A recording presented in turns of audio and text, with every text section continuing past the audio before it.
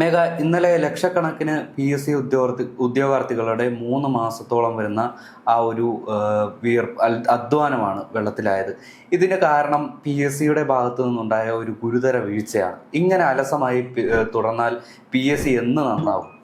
എനിക്ക് തോന്നുന്നില്ല ഇനി നന്നാകലെന്നുള്ളൊരു സ്റ്റേജ് അടുത്ത ഇടയ്ക്കൊന്നും ഉണ്ടാകുമെന്ന് തോന്നുന്നില്ല. ഉണ്ടെങ്കിൽ അതാകേണ്ട സമയം കഴിഞ്ഞിരിക്കുന്നു. കാരണം ഒരുപാട് വിവാദങ്ങൾ ഉണ്ടാകുന്നു, ഒരുപാട് ആരോപണങ്ങൾ ഉണ്ടാകുന്നു. അപ്പോൾ ഈ ഘട്ടത്തിലാണല്ലോ ഒരു നല്ല നടപ്പ് നമ്മൾ പ്രതീക്ഷിക്കുന്നത്. പക്ഷെ അത് ഉണ്ടാകുന്നില്ല. കഴിഞ്ഞ ദിവസം ഞാനൊരു ഫ്രണ്ടിനെ വിളിക്കുമ്പോഴാണ് ആ കുട്ടി എന്നോട് പറയുന്നത്, വീട്ടിലാടോ, ഞാൻ എക്സാം എഴുതാൻ വന്നയാ. ഞാൻ ചോദിച്ചു, എക്സാം ഉണ്ടോ? ഉച്ചയ്ക്ക് ശേഷം ഒരു PSC എക്സാം ഉണ്ട് എന്ന് പറയുന്നു. വൈകിട്ടായപ്പോൾ എക്സാം എഴുതാൻ പോയ മറ്റൊരു കുട്ടി എന്നെ വിളിച്ചിട്ട് ഇങ്ങനെ പറയാണ്, എക്സാം ഇങ്ങനെ ക്യാൻസലായി മോളെ എന്നിങ്ങനെ പറഞ്ഞു. അപ്പോൾ ഞാൻ വിചാരിച്ചു എന്താണ് ക്യാൻസൽ ആയത്, എന്തെങ്കിലും സാങ്കേതിക പ്രശ്നമാണോ? അത് വൈകിട്ടത്തെ എക്സാമിന്റെ പേപ്പർ എടുത്ത് രാവിലെ കൊടുത്തു എന്നൊക്കെ. അപ്പൊ ഞാൻ ഓർത്തു, ഓക്കെ, മാനുഷികമായി സംഭവിക്കാവുന്ന ഒരു തെറ്റായിരിക്കാം. ആലപ്പുഴയിലെ ഒരു സെൻട്രലിലല്ലേ ഇങ്ങനെ സംഭവിച്ചത്, സ്വാഭാവികമായിട്ട് സംഭവിക്കാവുന്ന ഒരു തെറ്റായിരിക്കാം എന്നുള്ള നിലയിലാണ് ഞാൻ ഇതിനെ വിലയിരുത്തിയത്. പക്ഷെ പിന്നീടാണ് ഇതിന്റെ കാര്യങ്ങൾ കൂടുതൽ ആലോചിക്കുന്നതും അതുപോലെ തന്നെ മനസ്സിലാകുന്നതും.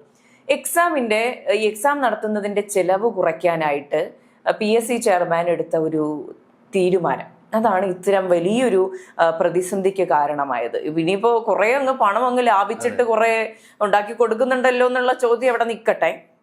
പലരും കമന്റ് ബോക്സിൽ ചോദിക്കുന്നതാണ്, അയ്യോ ലാഭം ഉണ്ടാക്കി കൊണ്ടങ്ങ് ഖജനാവിൽ ഇടുവാണല്ലോ എന്നുള്ള കാര്യം.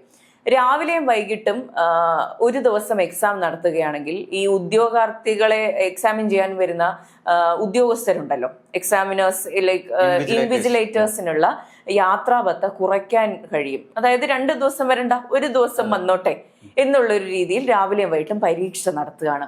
എന്നിട്ട് ഈ പറഞ്ഞ ചോദ്യ പേപ്പറിന്റെ കവറിന്റെ കളറിൽ മാത്രം എന്തോ വ്യത്യാസം വരുത്തുന്നു. അങ്ങനെ എന്താ പറയാ, പ്രാക്ടിക്കലി ഇത് പോസിബിൾ ആണോ എന്നുള്ള കാര്യം ചിന്തിക്കുക പോലും ചെയ്യാതെയാണ് ഇത്തരത്തിലുള്ള കാര്യങ്ങൾ ചെയ്യുന്നത്. ഇപ്പോൾ മറ്റുദ്യോഗസ്ഥർ പറയുന്നുണ്ട്, ചെയർമാനോട് ഇക്കാര്യം പറഞ്ഞതാണ്, ഇത്തരത്തിലുള്ള സാങ്കേതിക പ്രശ്നങ്ങൾ വരാനുള്ള സാധ്യതയുണ്ട്, അതിനനുസരിച്ചുള്ള മുൻകരുതലുകൾ എടുക്കണം എന്നുള്ള കാര്യം കൃത്യമായി അറിയിച്ചിട്ട് പോലും ഇതിൽ നിന്ന് പിന്മാറാൻ അദ്ദേഹം തയ്യാറായില്ല എന്നാണ് പറയുന്നത്. ഇതിനുള്ള ലൈസൻസ് ഒക്കെ ഇദ്ദേഹത്തിന് ആരാണ് കൊടുക്കുന്നത്? സർക്കാർ അറിഞ്ഞുകൊണ്ടാണോ ഇത് ചെയ്യുന്നത്? ഇപ്പോൾ ഇത്രയും നാൾ ഇടത് സർക്കാരിനെ കുറ്റം പറഞ്ഞുകൊണ്ടിരുന്നല്ലോ, UDF സർക്കാർ ഇത് എന്താണ് ചെയ്യുന്നത്? ഇത്രയും ഉദ്യോഗാർത്ഥികളെ അഫക്റ്റ് ചെയ്യുന്ന കാര്യമാണ്. കഴിഞ്ഞ ദിവസവും നമ്മൾ കണ്ടു, പ്രൈമറി സ്കൂൾ ടീച്ചേഴ്സിന്റെ റാങ്ക് ലിസ്റ്റിൽ ഉണ്ടായിരുന്ന കുട്ടികൾ സെക്രട്ടേറിയറ്റിന് മുന്നിൽ മണ്ണ് വാരി തിന്ന് പ്രതിഷേധിക്കുന്ന നമ്മൾ കണ്ടു. കഴിഞ്ഞ സർക്കാരിന്റെ കാലത്ത് നമ്മൾ ഏറ്റവും കൂടുതൽ വിമർശിച്ച കാര്യമാണ്, CPO റാങ്ക് ലിസ്റ്റിലെ സ്ത്രീകളും യുവതികളും യുവാക്കളും ഒരുപോലെ അവിടെ പ്രതിഷേധം നടത്തി. അവരെ ഒന്ന് മൈൻഡ് ചെയ്യാത്ത സർക്കാരാണ് നമുക്ക് ഉണ്ടായിരുന്നത് എന്ന് ഏറ്റവും വലിയ വിമർശനം ഉന്നയിച്ചവർ എന്നുള്ള നിലയിൽ ഈ സർക്കാരിനെതിരെ വിമർശനം ഉന്നയിക്കേണ്ട ഘട്ടം വന്നിരിക്കുകയാണ്. ഇപ്പോൾ നമുക്കറിയാം, കായിക മന്ത്രിയായ OJ ജനീഷിനെ പോലെയുള്ള യുവാക്കൾ വലിയ രീതിയിൽ ഇതിനെതിരെ പ്രതിഷേധവുമായി മുന്നോട്ട് വരുന്നു. PSCയിലെ ക്രമക്കേടുകൾ, ചട്ടവിരുദ്ധമായിട്ടുള്ള നിയമനങ്ങൾ, അങ്ങനെ പലതും ചോദ്യം ചെയ്യപ്പെടുന്ന ഒരു ഘട്ടത്തിൽ പോലും തിരുത്തലിന് തയ്യാറാകാത്ത ഒരു PSC ഇനി എന്തിനെയാണ് ആശ്രയിക്കേണ്ടത്?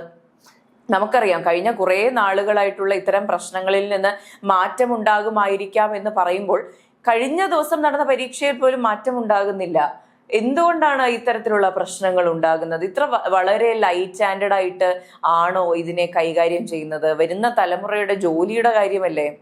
അതെ, അത് മാത്രമല്ല, എനിക്കിപ്പോ ഓർമ്മ വരുന്നത് എന്താണെന്ന് വെച്ചാൽ, നമ്മുടെ വനമന്ത്രിയായ ഷിബു ബേബി ജോൺ ഒരു പ്രസ്താവന ഇറക്കിയിരുന്നു. അതായത് ആ ഒരു വന്യമൃഗ ആക്രമണം നടന്നിരുന്ന ആ ഒരു സാഹചര്യം ഉണ്ടല്ലോ, ആ ഒരു സമയത്ത് പറഞ്ഞ വാക്കുകളാണ്. അതായത് സർക്കാർ മന്ത്രി മാത്രമേ മാറുന്നുള്ളൂ, ഈ ആനയും പുലിയും കാര്യങ്ങളൊന്നും മാറുന്നില്ല.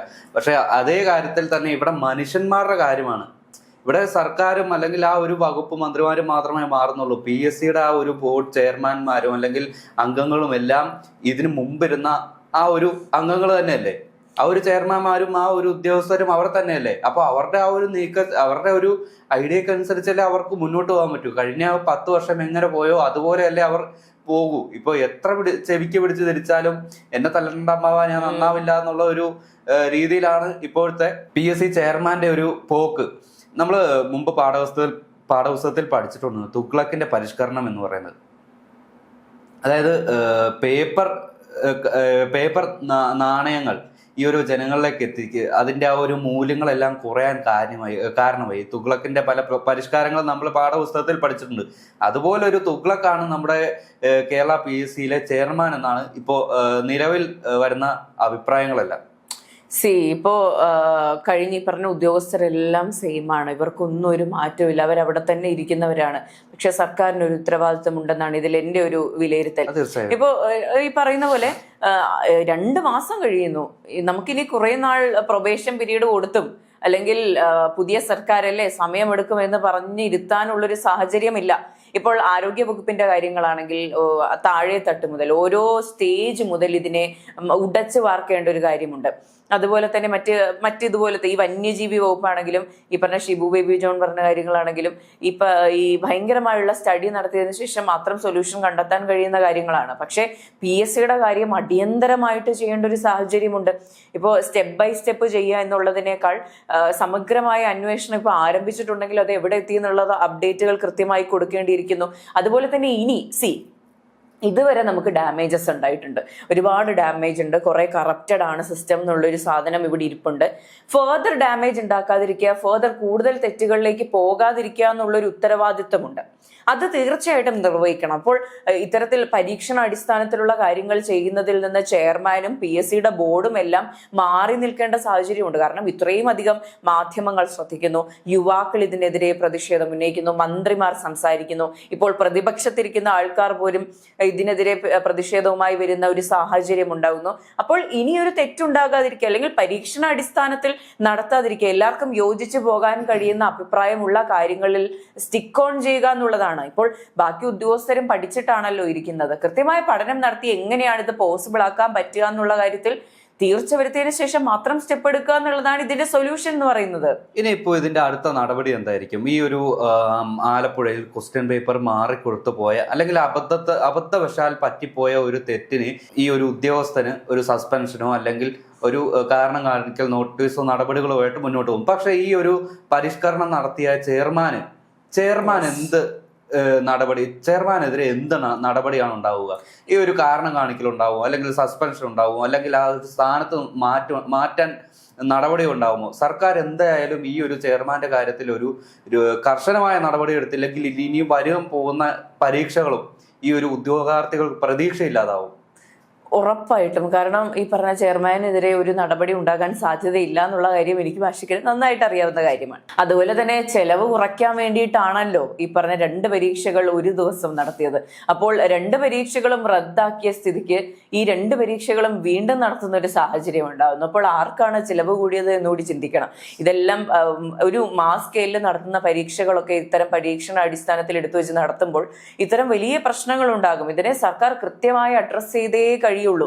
അല്ലെങ്കിൽ ഒന്ന് നോക്കൂ, 10 വർഷം ഭരിച്ച ഒരു മുന്നണി സർക്കാർ വിട്ട് ഇറങ്ങിയിരിക്കുന്നു, അടുത്ത മുന്നണി സർക്കാർ രൂപീകരിക്കുന്നു, എല്ലാവരും ഉറ്റുനോക്കിയിരിക്കുകയാണ്. ആദ്യം കുറെ ജനപ്രിയ പദ്ധതികൾ ചെയ്തു, നല്ല കാര്യം. പക്ഷെ അത് മുന്നോട്ട് കൊണ്ടുപോകുക, അതിനെ സസ്റ്റെയിൻ ചെയ്ത് കൊണ്ടുപോകുക എന്ന് പറയുന്നത് വളരെ ഇമ്പോർട്ടൻ്റ് ആയിട്ടുള്ള കാര്യമാണ്. ഇപ്പോൾ ഒന്ന് ആലോചിച്ച് നോക്കിയാൽ ഇതൊരു ക്യാപ്സ്യൂളായിട്ട് ഇറങ്ങാൻ സാധ്യതയുണ്ട്. 10 വർഷം PSCക്ക് ഒരു കുഴപ്പമില്ലായിരുന്നു, ഇവരായിട്ട് വന്നിട്ട് ആ കുഴപ്പം ഉണ്ടാക്കിയതെന്ന് പറഞ്ഞാൽ പോലും അത് ഡിഫെൻഡ് ചെയ്യാനുള്ള സാധനങ്ങൾ കയ്യിലുണ്ടാകണം. അതിന് ഈ പറഞ്ഞ അന്വേഷണങ്ങളെല്ലാം കൃത്യമായി നടന്നിരിക്കണം.